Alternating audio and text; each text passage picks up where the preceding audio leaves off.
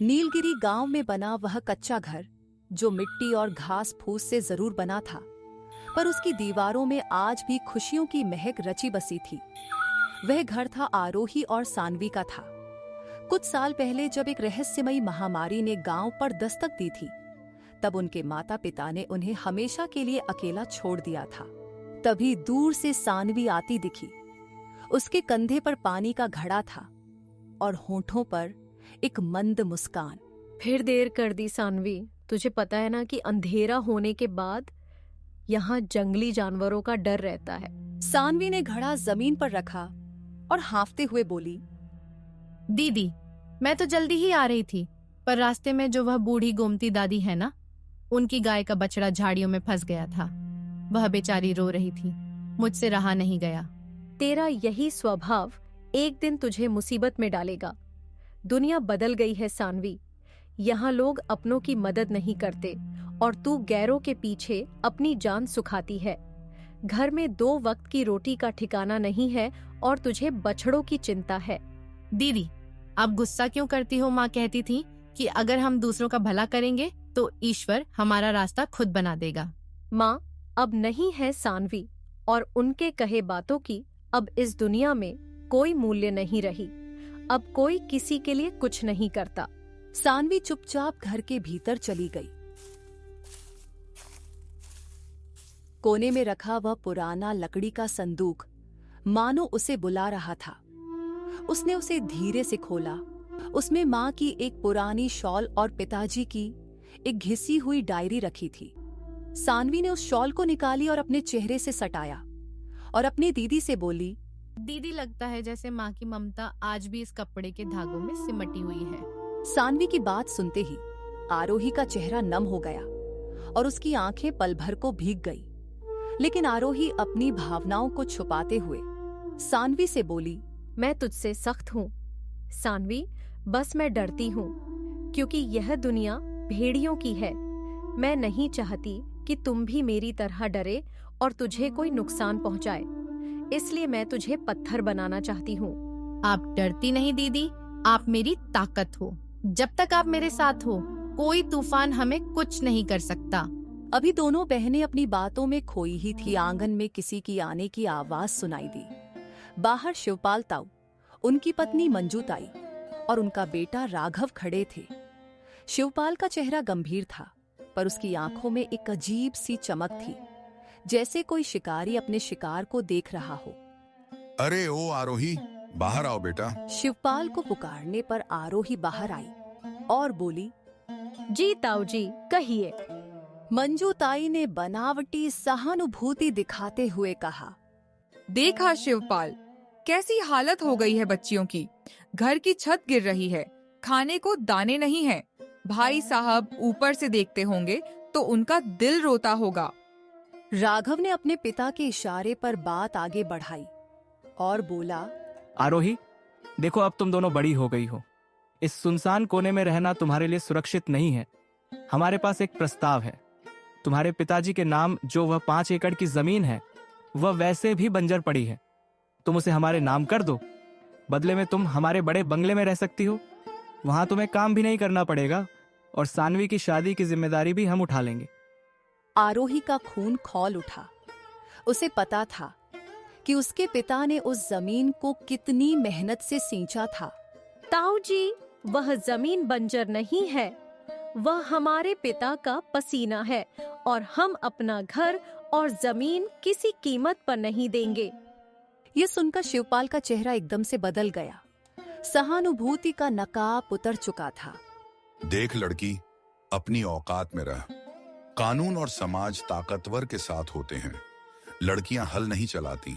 आज प्यार से कह रहा हूं, कल यही जमीन में मिट्टी के भाव छीन लूंगा, तब तुम दोनों दर दर की ठोकरें खाओगी। यह कहकर तीनों वहां से बड़बड़ाते हुए निकल गए।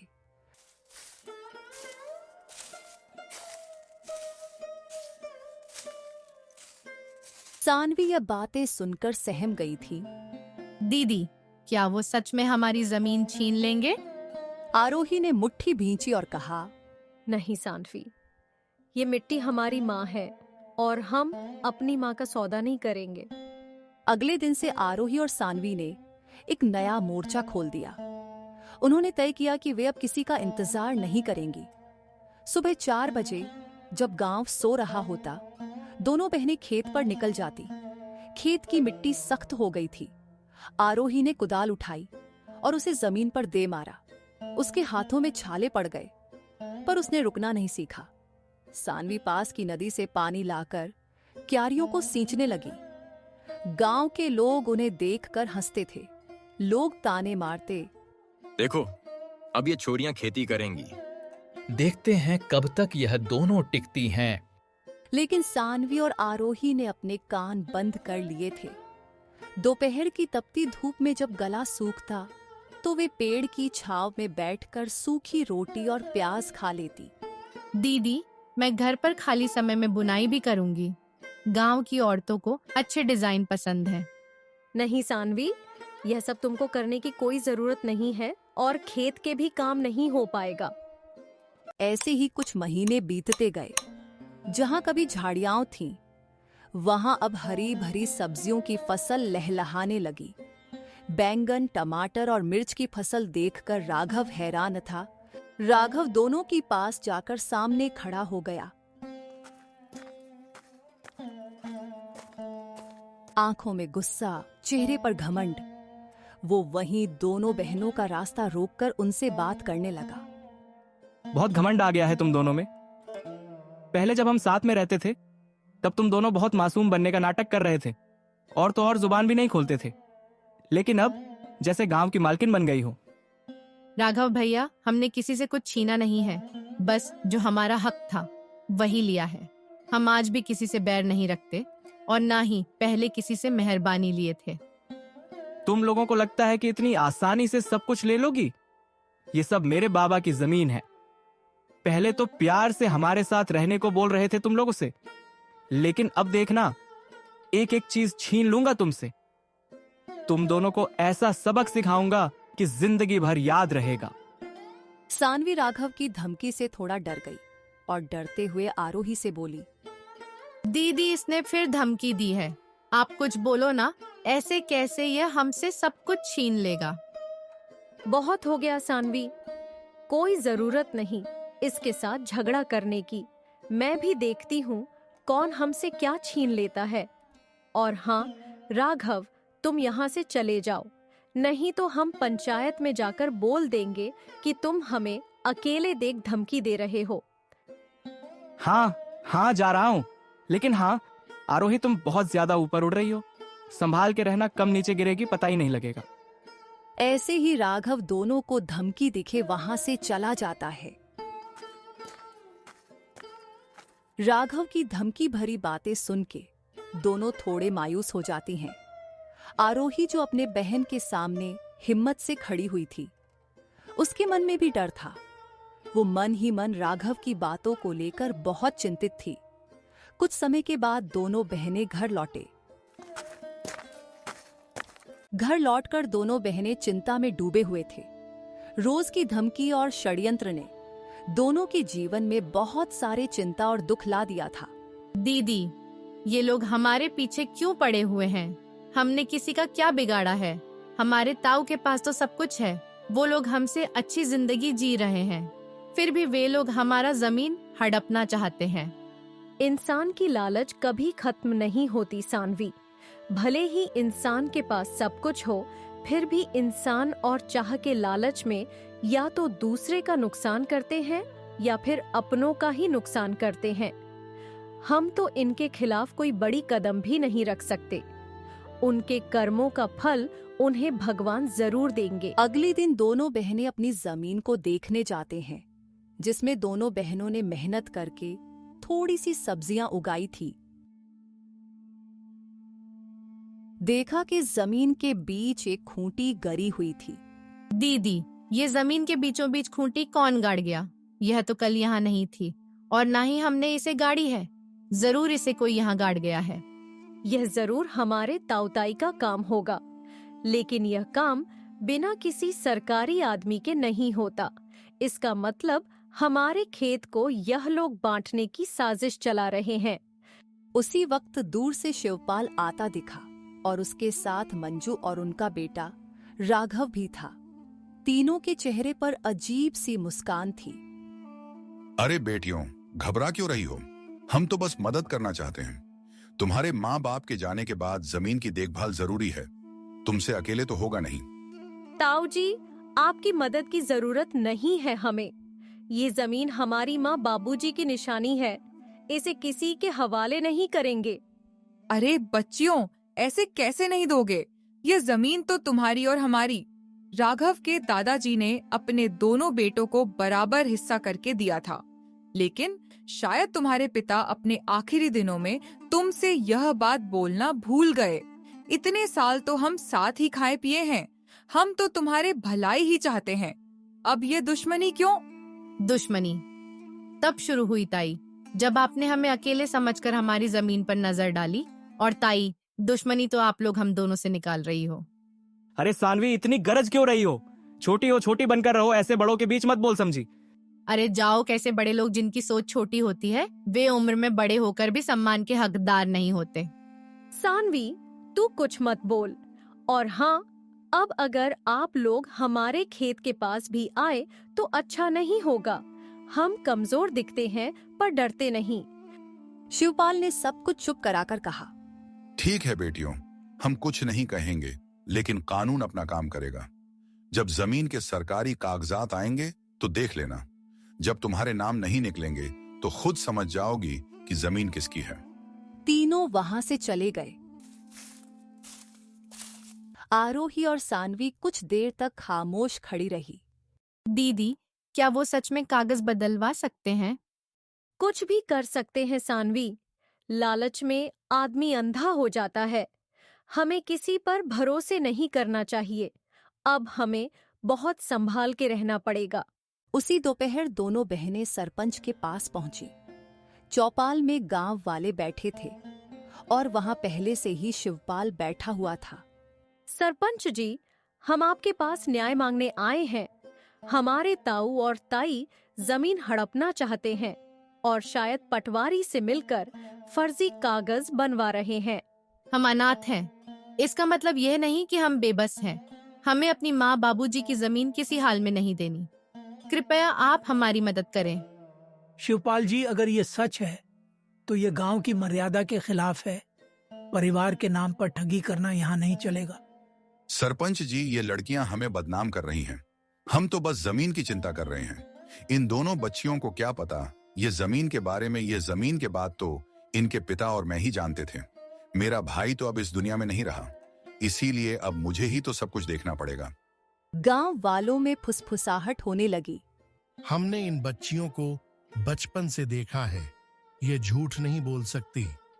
शिवपाल के मुंह में राम, बगल में छुरी। हम सब समझते हैं इसके बारे में। सरपंच ने इस बात को अगले दिन पंचायत में विस्तार से निकालने की बात की और फैसला अगले दिन देने की बात कही। बहनों की आंखों में पहली बार उम्मीद की चमक थी। रात को झोपड़ी में दोनों बहनें आपस में बात करती हुई, दीदी, क्या कल हमारा साथ देंगे गांव वाले? देखते हैं क्या होता है। मुझे किसी पर भी भरोसा नहीं रहा है। आखिर माँ बाबूजी के जाने के बाद मदद ही कहाँ की किसी ने हमारी। हमें बस भगवान पर भरोसा रखनी होगी। माँ बाबूजी तो नहीं है, पर उनका आशीर्वाद जरूर है हमारे साथ। आप देखना दीदी, हमारे साथ कुछ बुरा नहीं होगा। रात गहरी होती जा रही थी। दोनों बहनों को चिंता की वजह से नींद भी नहीं आ रही थी। दीदी, विश्वास ही नहीं होता है ना कि हम अब अकेले हैं। कभी कभी तो ऐसा लगता है कि बाबूजी अचानक आएंगे और मुझे गले लगा लेंगे। हाँ सानवी, मुझे भी उनकी कमी खटकती है, लेकिन तू चिंता मत कर, मैं हूँ ना। जब तक मैं जिंदा हूँ तुझे किसी चीज की कमी नहीं होने दूंगी। लेकिन दीदी, जब माँ बाबूजी गए तब सबने कहा था हम हैं तुम्हारे साथ। फिर धीरे धीरे सब दूर होते गए।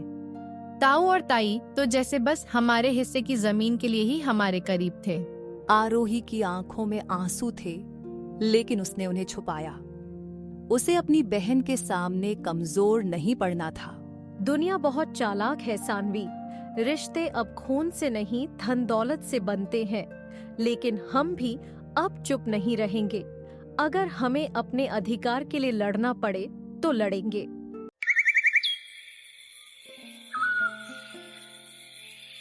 सुबह होते ही गांव में एक अफवाह फैल गई कि शिवपाल अब पंचायत से कहकर जमीन अपने नाम करवाने की तैयारी कर रहा है। गांव की गलियों में लोग कान्हा फूंसी करने लगे। अरे सुन गीता, शिवपाल ने तो कमाल कर दिया। अपने ही भाई की बेटियों को बेघर करना चाहता है। हाँ काकी, कैसा रिश्तेदार है, अपने ही भतीजों को बेघर करने में तुला हुआ है। इन बातों की भनक आरोही को लगी तो वो सानवी को लेकर सीधा सरपंच के वहां पहुंची। सरपंच जी, हमें आपसे इंसाफ चाहिए था। मेरे माँ बाबूजी की जमीन पर मेरे ताऊ जबरदस्ती का दावा कर रहे हैं और आप लोग उनका साथ दे रहे हैं। मुझे आपसे ये उम्मीद नहीं थी। हम कोई अबला नहीं है, हम ऐसे चुप नहीं रहेंगे। सरपंच जी, ऐसे कैसे कोई भी आकर हमारी जमीन हड़प लेगा? थोड़े समय बाद शिवपाल, मंजू और राघव भी वहां पहुंच गए और वहां पर नाटक करने लगे। सरपंच जी, हम तो बस इनकी भलाई चाहते हैं। भाई की मौत के बाद हमने ही इन्हें पाला है, आप तो ये अच्छे से जानते हैं। अब जब लड़कियां बड़ी हो गई तो हमें बदनाम कर रही हैं। जरा सोचिए, क्या यही इंसानियत है? आरोही बेटी, तुम्हारे ताऊ तो ठीक कह रहे हैं। तुम लोग तो एक ही परिवार के हो, परिवार के बीच ये झगड़ा क्यों? वैसे भी सरकारी कागजात के हिसाब से तुम्हारी जमीन में इनका भी हक है। ऐसे कैसे सरपंच जी?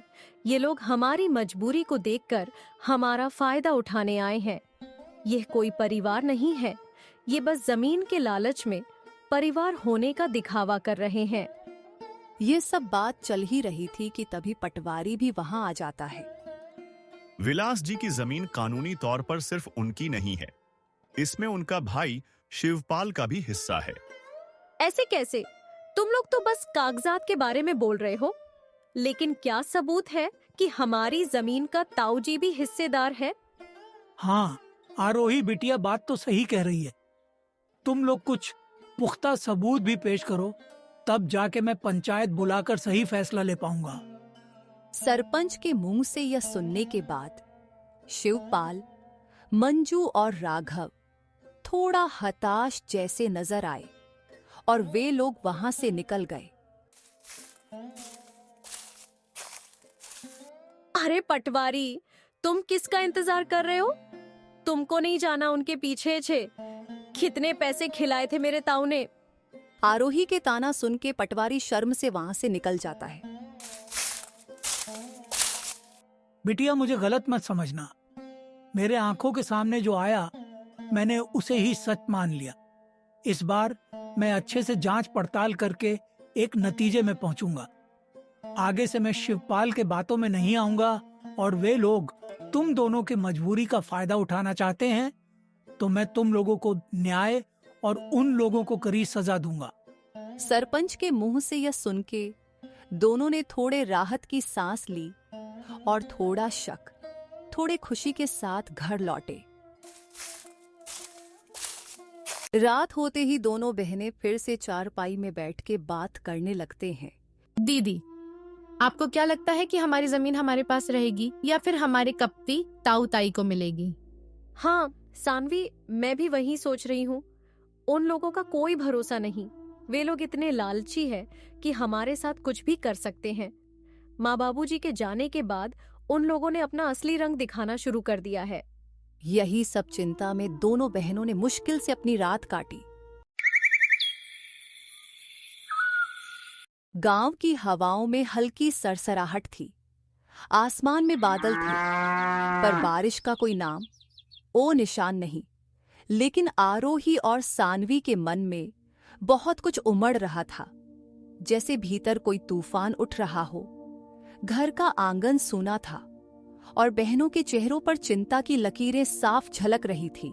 दीदी, आज खेत चलें क्या? वो जो पिछली बार की सब्जियां बची थी, कहीं किसी जानवर ने नुकसान तो नहीं कर दिया होगा? कभी कभी किसी की गाय बकरी आ जाती है और पूरा नुकसान कर देती है। हाँ सानवी, चलो खेत को देखने से मन भी हल्का हो जाता है और बाकी बची हुई सब्जियां बेचने के लायक हो गई। कि नहीं साथ में देख लेंगे, लेकिन मुझे एक बात को लेके चिंता है। गाय बकरी का तो पता नहीं, बस कोई इंसान हमारे खेत को नुकसान ना पहुंचाए। वैसे भी हमारे अपने ही हमारे जमीन पर बुरी नजर डाले हुए हैं। दोनों बहनें खेत की ओर चल पड़ी। रास्ते में पेड़ों की छाव थी और चिड़िया की सहल पहल। जैसे ही दोनों खेत के पास पहुंची तो देखा कि खेत के चारों ओर खंभे गड़े हुए हैं और कुछ लोग नाप झोंक कर रहे हैं। उनके साथ शिवपाल और गांव का पटवारी भी था। ये क्या हो रहा है? आरोही चिल्लाई। पटवारी ने एक कागज दिखाते हुए कहा, देखो आरोही, सरकारी रिकॉर्ड के अनुसार यह जमीन शिवपाल जी की है। तुम्हारे पिता ने मरने से पहले यह जमीन उनके पास गिरवी रखी थी और उसका कर्ज कभी नहीं चुकाया। अब ब्याज समेत यह जमीन शिवपाल जी की हो गई है। ये झूठ है, मेरे पिता ने कभी कर्ज नहीं लिया। आरोही ने कागज छीनने की कोशिश की, पर राघव ने देख लिया। अपनी सीमा में रहे लड़की कल पंचायत बैठेगी। अगर कोई सबूत है तो ले आना, वरना कल इस जमीन पर हमारा हल चलेगा। राघव ने हताश करके वहां से चला गया।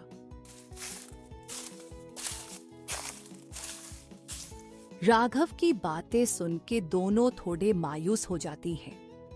आरोही जो अपने बहन के सामने हिम्मत से खड़ी हुई थी, उसके मन में भी डर था। वो मन ही मन राघव की बातों को लेकर बहुत चिंतित थी। कुछ समय के बाद दोनों बहनें घर लौटे।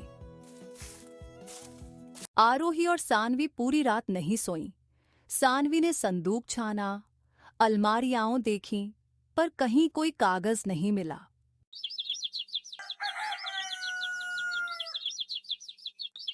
सुबह होते ही वे सरपंच के पास पहुंची। पंचायत में भारी भीड़ थी। शिवपाल ने पैसों के दम पर गवाह भी खड़े कर दिए थे। सरपंच ने गंभीर स्वर में कहा, आरोही, कानून कागजों पर चलता है। अगर तुम्हारे पास कोई पुख्ता सबूत नहीं है तो हमें यह जमीन शिवपाल के हवाले करनी होगी। तभी सानवी की नजर संदूक में रखी पिताजी की उस पुरानी डायरी पर पड़ी जो वह साथ लाई थी। उसने तेजी से पन्ने पलटे। आखिरी पन्ने पर कुछ लिखा था।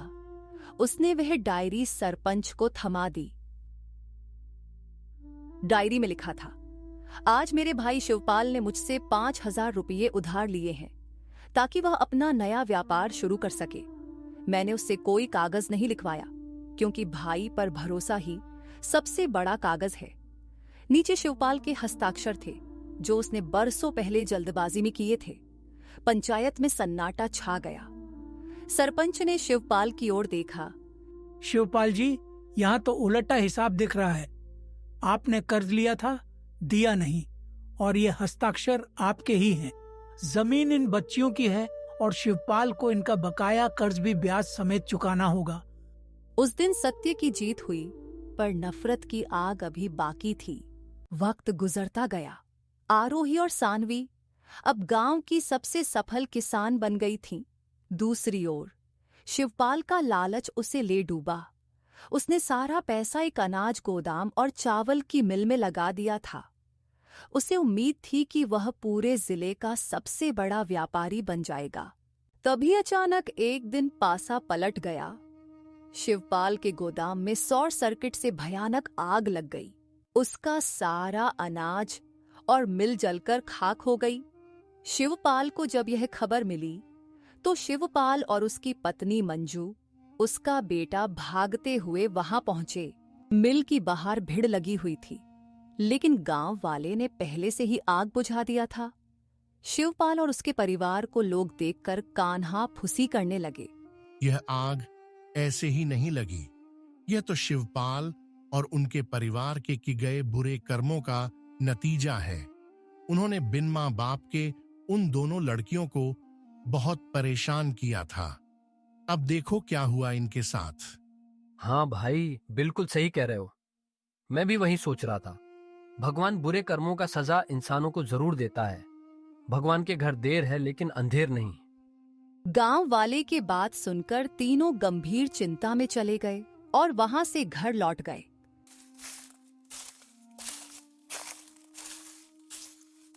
अरे भगवान, हमारे साथ ये क्या हो गया?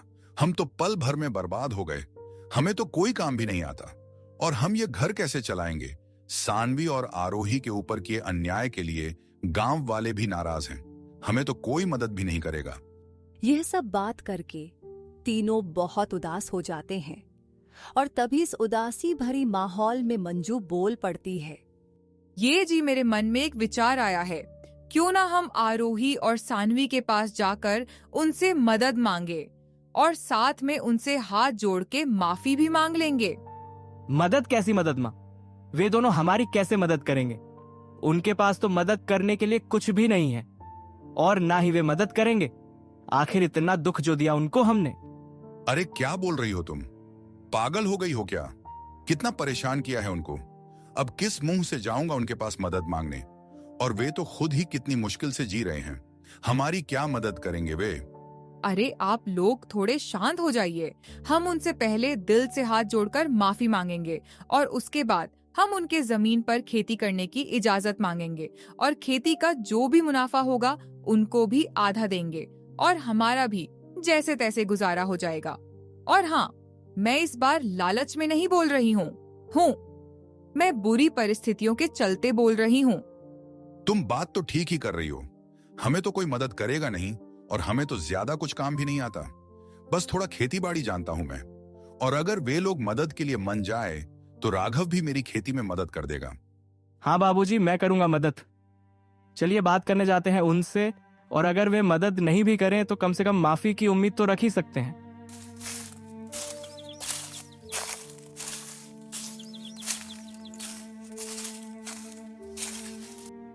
ताऊ जी, आप लोग अब यहाँ क्या लेने आए हो? आरोही बेटी, हमारा चावल के मिल पे आग लग गई है। हम तो पूरा बर्बाद हो गए। हाँ, मुझे पता चला आपके बारे में, और मुझे इस बात का खेद है।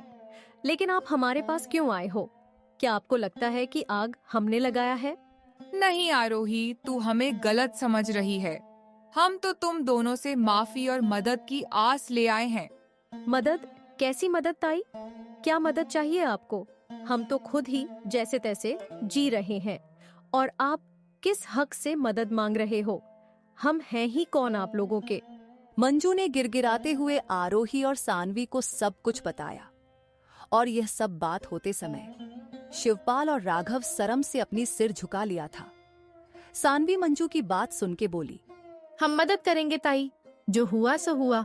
आखिर आप लोग हमारी ताऊ ताई हैं, हम आपके साथ हैं। क्या बोल रही तू सानवी? पागल हो गई है क्या?